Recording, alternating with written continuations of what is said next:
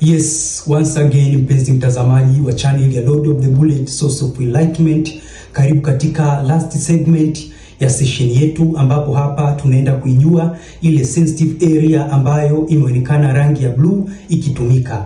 Basi sehemu hiyo ni hospital.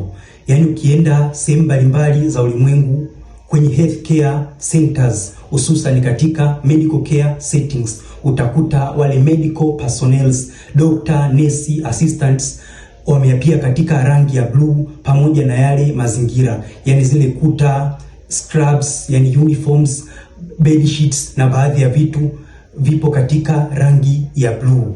Sasa wanasema uwepo wa blue color kwenye mazingira hayo, it is for practical reasons, is not a coincidence. Kwa sababu gani? Rangi ya blue huwa inahusianishwa na positive connections. So uwepo wa blue kwenye yale pale mazingira, it brings hope to the sick people, kwa sababu rangi ya blue it stands for calmness, peace, trust and stability, kitu ambacho ni very crucial katika mazingira ya healthcare centers. So hapa tunaenda kujua hizi sababu zote nilizokutajia kwa uelewa zaidi, lakini itakuwa ni briefly technical explanation ya hizi hapa points, japo kutokana na balance ya muda wetu tutaenda kuziangalia kwa kina, ingawa itakuwa ni brief description.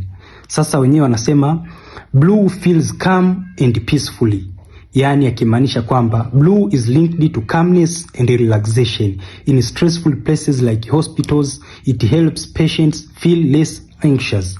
Ya pili anadai kwamba it looks clean and trustworthy, hususan light blue gives feelings of cleanness and safety. That's why many hospitals walls, uniform and bed sheets are blue. Ya tatu anaeleza kwamba easy on eyes, blue is opposite of red in a color wheel.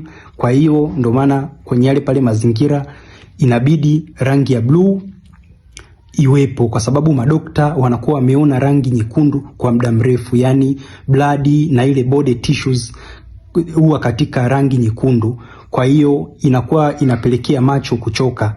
Sasa kupunguza ile visual fatigue, inabidi yale mazingira angalau yawe katika rangi ya blue.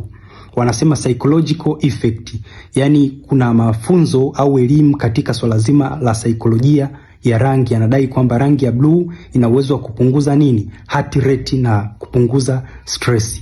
Kwa sehemu kama zile pale za hospitali ambapo kuna stressful patients au wale wagonjwa ambao wanahitaji nini? Huduma, wapo katika pressure, uwepo wa rangi ya blue angalau unasaidia kuzipunguza stress, yani wa calm down.